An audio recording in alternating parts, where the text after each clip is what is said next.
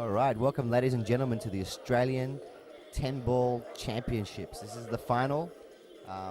It's me, Barry the Mule here. Hi, everybody. I'm joined here co-commentating with Jamie Williams. Jamie, what's up, my man? Hello, Barry. How are you? Second time commentating on Cue Ball TV, and this looks like quite an exciting match we've got going on here in this Australian 10-Ball final. Yeah, well, it's going to be. I'm really excited about this match because it's 10-Ball, which is one of my most favourite games to watch. And two of my favourite players are playing right now, James Delahunty and David Rothall. And both of them, do you know these players? I haven't had the pleasure of seeing them play before, no, Barry. Oh, well, these guys are both machines. Absolute machines. Different styles, both machines. James Delahunty is one of the real nice guys on the tour. And his father's a really nice guy as well. James is a nice guy you ever meet, but if you play against him, he's like a silent killer. You know, the guy who can come by and murder you in your sleep and still smile at you. Wow, sounds like a great guy there, Barry. He's an awesome player. And the other guy, the guy shooting right now, is David Rothall, who is I think it's fair to say he's nothing short of being a genius. And you'll see what I'm talking about when he plays. He recently won the Australian 9-Ball Championships as well against Robbie Fulvari, Robbie Fulvari is a living legend. And Rothall and Della, real big matchup for the final. They have been absolutely solid the entire weekend. They've obliterated everyone in their path. Yours truly got smacked 7-0 by David Rothall. It wasn't really much to say about it. Basically, he just put all the balls at the table, and I was just sitting there racking him up for him. It was awesome. Barry sounds like quite a special player, mate. If he's getting 7 games up against you. Yeah, well, he is a very special player. We've had some big matches in the past, and he's a great player. These are the two young stars of the game. And we're playing in the lovely Empire, which is also my favourite room in the whole country, run by Alec Avenialis. It's a great pool room. If you guys are in the area sometime in Adelaide, shoot down there. They've got great pool, great jelly shots of vodka. You'd like that, Jamie. Sounds good. And really good beer. Nice and cold. All right, now, have you played 10-Ball before, Jamie? I've had a few games, Barry, but it's not, I wouldn't say it's my forte. Lovely shot there to snooker him on the one ball. Well, 10-Ball, I'll quickly run by for some of the viewers at home. 10-Ball is a rotation game. In other words, you have to pot the balls in numbered order from 1 to 10. And it's different to 9-Ball because the extra ball makes a huge difference. It's also a call shot game, so it's similar to 8-Ball in that respect. You cannot fluke balls in 10-Ball. You have to pot the nominated ball. But of course, the other rule is you have to hit the lowest number ball at all times, but you can do combinations. Like right now, he has the option of playing the 1 into the 10 if he wanted to, but that is a difficult combination to play. James Delahunty's backing himself to run all the balls instead. And they're playing on a lovely oleo table, which is a really nice table to play on. Really nice, brand new, fresh cloth. And quite quick, but not quick enough there for James. He's a little bit out of line on this ball, but he can just roll forward for the 4. James' background as well is snooker, 2-shot. He's a great player. He hits the balls very firm with a lot of authority. He's a big dude too.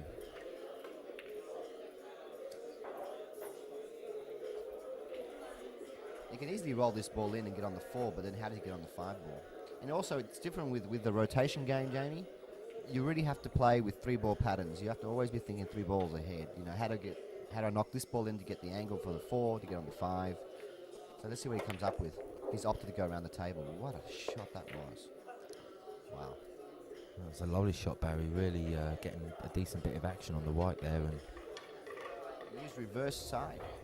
Screw with the reverse. Up 2 rounds. And now he's got a lovely angle just to screw the white ball up for the 5. Lovely.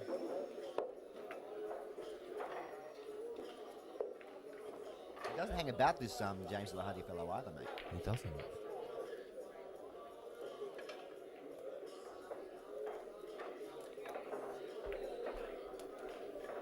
That's the difference between 10-Ball and 8-Ball, really, is that you know which is going to be the next ball, so you don't have to worry about that. You have to just think about how you get on the next ball, which shots to take. So ball selection's out the picture because you know which balls are next, but you really have to have good shot-making skills and shot selection and pattern play. Wow, that sounds like a miss hit.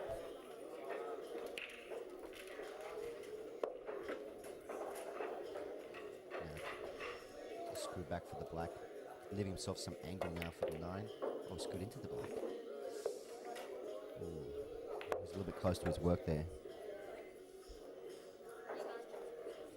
Right. He should still be okay. He's demonstrated some good skill there. I don't think it's going to be much of a problem. What do you think, Barry, to get back on this 9 ball from this 8? A little bit of... I think he can play this with a little bit of right-hand spin. Just stick the black ball in and hold for the 9. It's the tip of right. Yeah, a bit of side there you can see he's doing. No, he hasn't. He's just topped it. Now he's, wow. Bit of a tester here early in this match.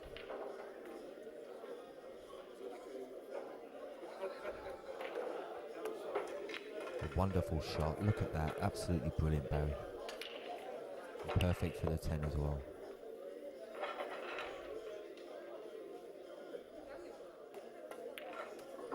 No, fabulous run out.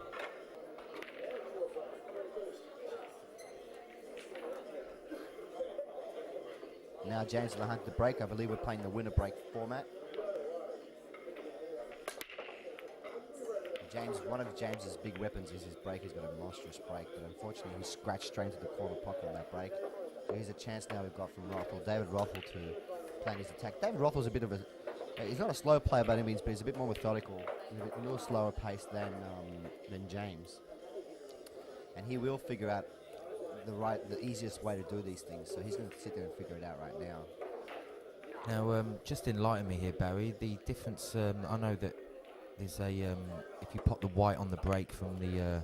in 9 ball, do you have to put the white behind the line or on the line? No, that's 8 ball. 8 ball, you have to put the white behind the line. And in 9 ball, it's anywhere on the table off the break? In 9 ball and 10 ball, it's anywhere you like, ball in hand, anywhere on the table. Oh, I see. You only have 1 ball to go for in the rotation game. It's the lowest numbered ball. So if the white ball, if the 1, for example, is on the other side of the table, you're going to be disadvantaged. So you get a ball in hand wherever you like. And these two players are both locals. They're both from Adelaide. They're very used to these tables. They're comfortable playing on these tables. This is their local, really. He's striking the ball very well, very firmly, and controlling it beautifully. You know, not only is Rothall, I'll tell you a little bit more about Rothall. Rothall he's played in 5 Australian titles recently. He's actually played in 6 Australian titles recently. In the 6 that he's played in, he's made 5 finals, Australian titles, and he's won 1 of them. That is extremely consistent. And when he was in Vegas 2 years ago with me, he played in the singles open event in Vegas. There were approximately 4,500 players playing in that, and he finished 3rd. That's 8 ball race to 5. That's pretty cool, man. You can't get putting Australia on the map in Vegas much more than that, can you, Barry?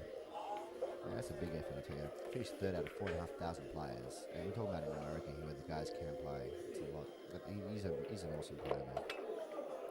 I love watching him play.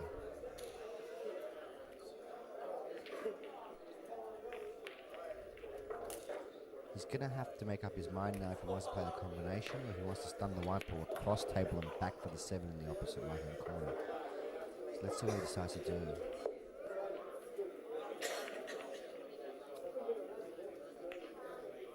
Or he may be trying to nudge the 7. Okay, just 7 from there. What am I saying? Looks like he's going low on that white ball. Yeah, lovely. Showing to leave himself plenty of angle to get back to the black.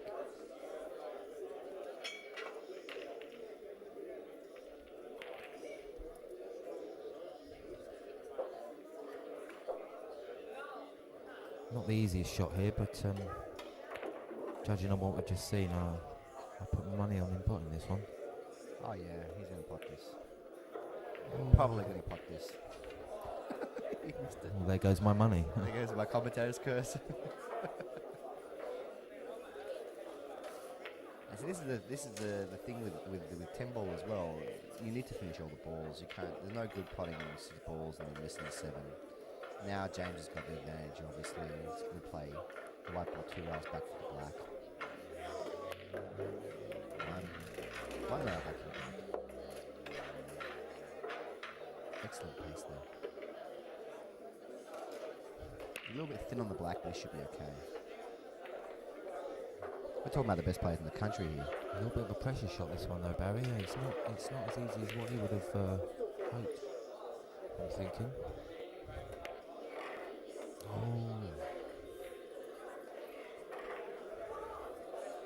He's not happy with that shot. I think, judging by the way he took that chalk off the side of the table there, Baz, he might be a little bit frustrated with that one.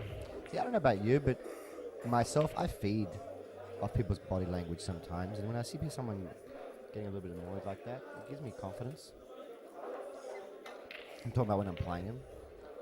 Here, the thing now that Rothall's got to figure out is if he pots this, if he cuts this down the rail, will he nudge the 10, or will he be able to miss the 10 ball and get position on the 9? He nudged the 10 and he's going close to that pocket, but he didn't get there. He's fine. It's a nice shot. It's funny you saying that, actually. I remember growing up and watching a snooker final with Stephen Hendry and another player. I forget who it was now, but nearly the whole auditorium was on the side of the Stephen Hendry's opponent, and I remember him having an interview before the game and them asking Stephen Hendry how that would affect him, being Scottish, being the person in the room that was they didn't want to win, and he's probably playing Jimmy White. Everyone always backs Jimmy White. I remember him saying that will only make me play better. He said he would thrive on the fact that everyone wanted the other guy to win. That's a pretty good headspace to be thinking like that in such an important game.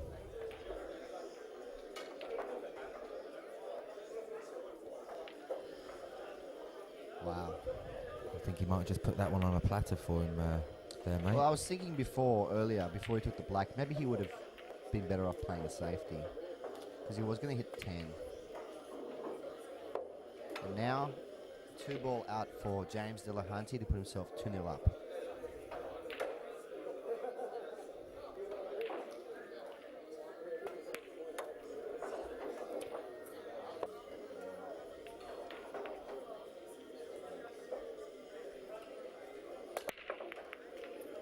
Again, that weapon I was talking about, James Delahunty's break is huge. Cracking break there. I remember you were telling me about the application on the iPhone recently, Barry, where you can measure the speed of your break. What a fabulous application that sounds like. Yeah, I'd love to get sponsorship from them. I've been plugging them in a lot of the commentary I've been doing. Yeah, it's a great application. I use it to measure my own break and my friends' breaks, and to see.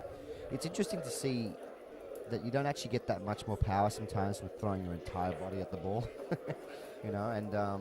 yeah, it's a great application. It's called Mega Break, and please, at home, get it if you want. It's great to measure the speed of your break. It's on your iPhone. It measures the distance between the sounds, the time it takes from the first initial strike on the white to the object ball, and it knows the distance between, so it gives you a very accurate reading.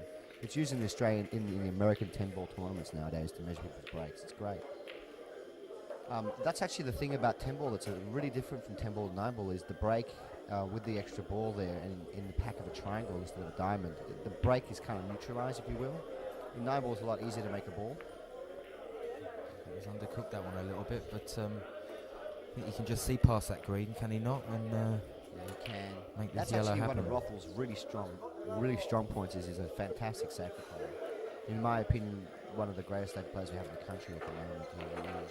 The match he played, the 9-ball match he played against Robbie Fulvari in Melbourne, the final he played there, both players, Robbie Fulvari is known to be one of the best safety players in the world.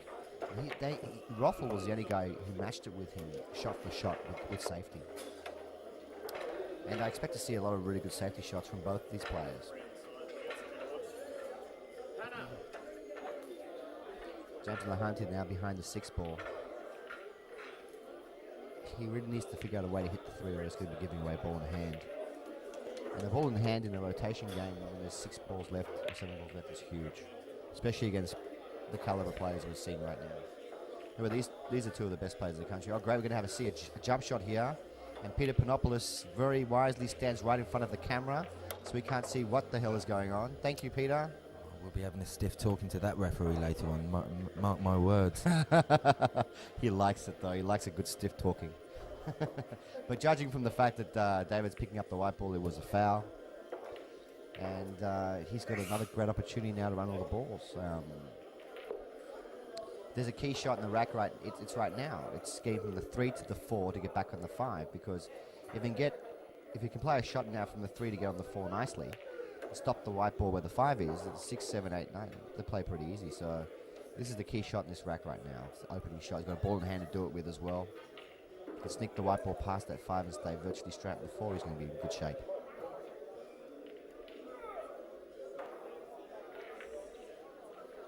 And the 4 ball is that pink ball, by the way, guys, at home. See, this is what I was talking about. He needed to be dead straight. And I think he may be. I'm not quite sure from that camera angle. If he is, he can just screw the white ball back a little bit and land perfect in the 5.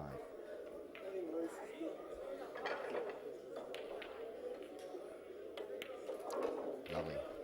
Very nice shot there, controlling the white beautifully and just bringing it back the desired amount. Back Taylor. Thank you very much. I don't mind if I do that, Barry. So the thing is, for me right now, David Rothall, I know David Rothall very well. I've practiced with him a lot, and he's a solid player. But the thing is, can he get that last miss he had in the last rack out of his mind? Because right now he's going to finish off 6, 7, 8, 9, 10, and there's no doubt in my mind that a practice table, this is easy for caliber player like Rothall. But we're talking about the final here in an Australian title, which will be the second in a row if he wins this. So can he run the balls nicely right now and keep his emotions in check to make sure he finishes? If he can land straight in that black ball from here, it should be no problem. But he's a little thin. He needs a little bit more angle, I think. I think he might. So he had to smash that. He got no reaction off the rails. These Olio tables, they're very quick tables, Jamie, but the rails don't bounce much as those Brunswicks we do at Wembley do, for example. I was actually thinking it might be possible there to just play a bit of top there and leave the black straight to just roll in the middle pocket, but it obviously wasn't on that way. I think the way he went was better, but he didn't have enough angle to do what he wanted to do. Beautiful shot nonetheless, Barry, and he's left himself a couple of textbook shots here to finish off the frame. I think he's on the wrong side of the 9. Let's see. I think with a bit of top left, maybe he might be able to.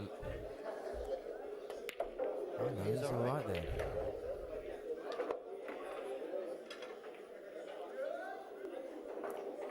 It's the angle of the camera there, Barry. It's quite hard sometimes to tell if a shot's on in a certain pocket and what kind of angle they've got, isn't it? Well, that's what I was talking about earlier, Jamie. And this shot he had earlier really him to the pressure of finals. So I guarantee you, it doesn't miss much. I played with him where he runs 5, 6 racks in a row without missing balls. It's a horrible thing to do, and that's to run out the balls and miss the last ball. I've done it myself many times, Barry, and I've won a few fortunate frames off you where you've done it yourself. Why'd you have to mention me for, dude? And many other people. But we've all done it. We've all been there. It really is something that you walk away from the table and just want to kick the nearest wall, But I suppose players like these guys, it's and it's something that Jonathan Collegiate has often told me when I've been practicing with him. Is to keep yourself composed, Barry, and just put it out your mind, forget it, get back on the table and just tell yourself that, you're not going to make that mistake again, and you're just going to carry on. And I think it's fair to say that pool players have to have a short memory, and if you do make an error like that, look, we're all human, we all can miss shots. But David Rothall is a very seasoned player. I'm sure he's going to put that behind him and get down to work, David. Come on, mate. It's hard for me because I can't be biased as a commentator, but also I like both these players very much. They're both really nice guys. And, I just want to see a good game from both of them. Absolutely. Plus, I'm a little bit annoyed he doesn't miss when I'm playing him. Come on, David.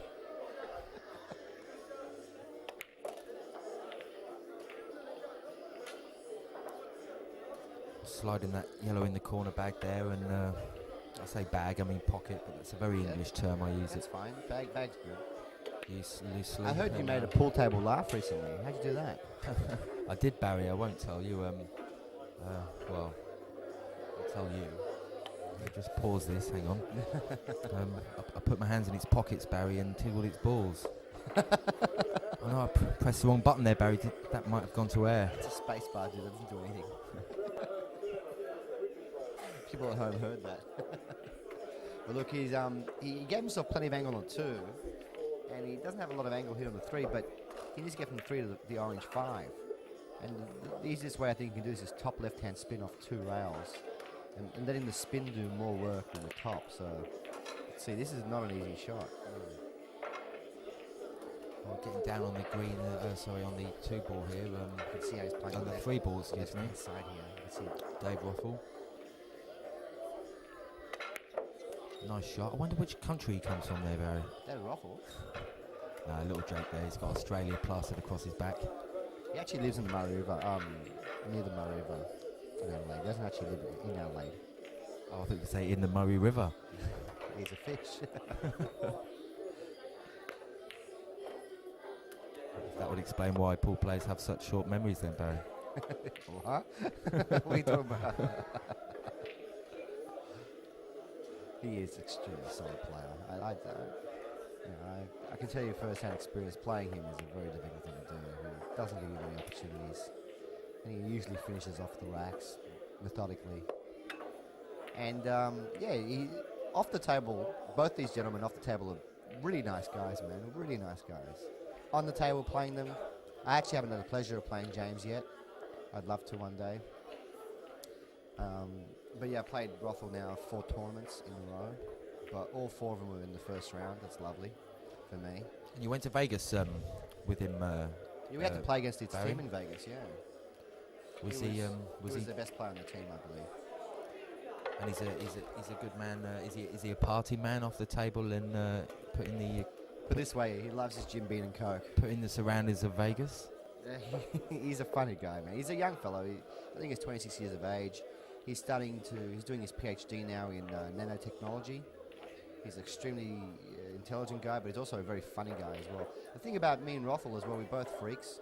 We could spend hours just talking about the intricacies of the game, and we spent hours talking on the phone just about safety shots and stuff like this. It's just things that only me and Rothall can talk about, because, can't sit there talking about things like this with my wife, because she doesn't care about pool. I think your wife doesn't play so many safety shots, actually, John.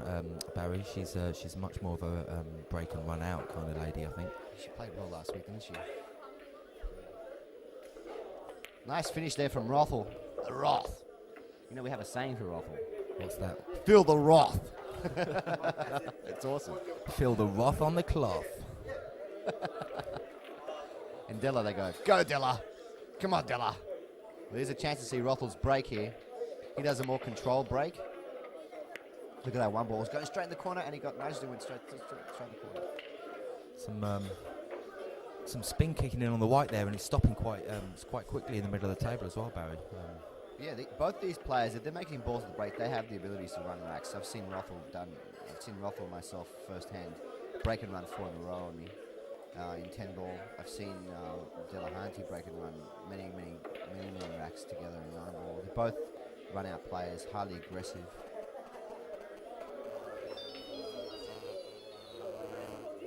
And yeah, they're great to watch when they're in full flight, I tell you.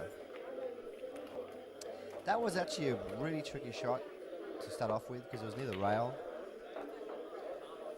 And he's got a big shot here to pull off from 3 to 4, but 1, 2 rails. I think 2 rails, a bit of left-hand side as he sees it, will be the shot to play here. Go between the 6 and the 7, down for the 4. And the thing is, he's got to get close to the 4, because if he's high on the 4 ball, it's not going to be any good for him to get back to the 5. So, see what he comes up with here. 1, 2 rails, bit of side. Look at this shot. Lovely shot. That's what I'm talking about. If these guys are making balls, either one of them making balls at the break and letting on a low ball, they're going to be finishing. And easily, these guys can string 3, 4, 5 racks together, no problem. Even in 10 ball, which is a slightly harder game than 9 ball.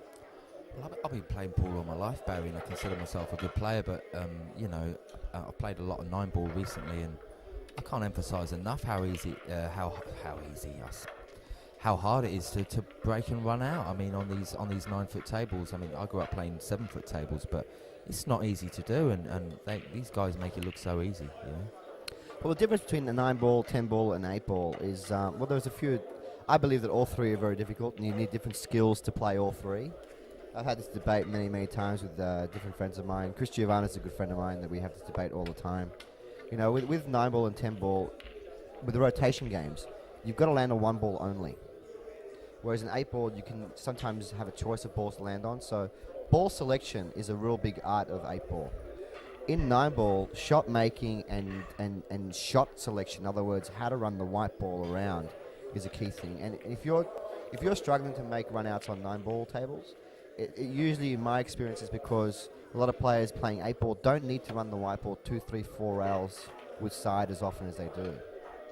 As in this game, those shots are essential. You have to be able to run the white ball around 2, 3 rails with side.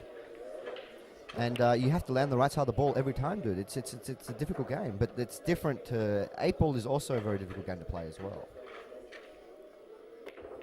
Because with 8 ball, you have more balls obscuring shots, you have more blocking, you have... sometimes you can only land on 1 ball, very small areas. So yeah, there's different skills needed for both games. Absolutely, and quite often, you know, you can leave yourself off position for the ball you want, and quite simply just take another ball and use position on that to get back on track. Yeah, that's with 8 ball. Yeah, but with 9 ball and 10 ball, you haven't got that luxury. No, you don't. No. The other thing as well, the difference between 9 ball and 10 ball is 9 ball is not a call shot game. So you can fluke balls, but most importantly, and this is the thing that I love about 9 ball, is you can play 2-way and 3-way shots as well in 9 ball. You can't do that in 10 ball. You have to only play 1 ball. So yeah. There's another lovely break and run from David here. This to make it 3-2 now. Correct, 2.